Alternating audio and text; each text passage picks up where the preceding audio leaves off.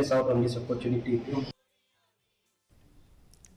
Ka office Joint Deputy Commissioner ka East Khasi Shillong kala pentip akandon ka Jingai Jinghikai Lypa na kabenta ki samla ki apply po ka scheme Agniveer. Kani ka program ay Jinghikai ka ba Lypa hadu saupusan CAA. Kaban long ha office Deputy Commissioner katmu ban kirshan ki samla trai jala ki batrang ban rung kam shipai.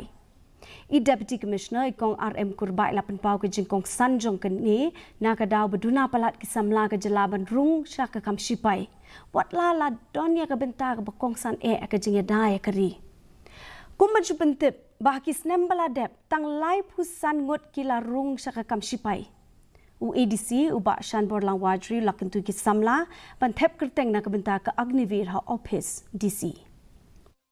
Once you join, in order to help our young people who wants to join the army, we have conducted this coaching camp in the year 2023, and we got quite a substantial number of our youth from East Khasi who were successful candidates, and asked them to give the number.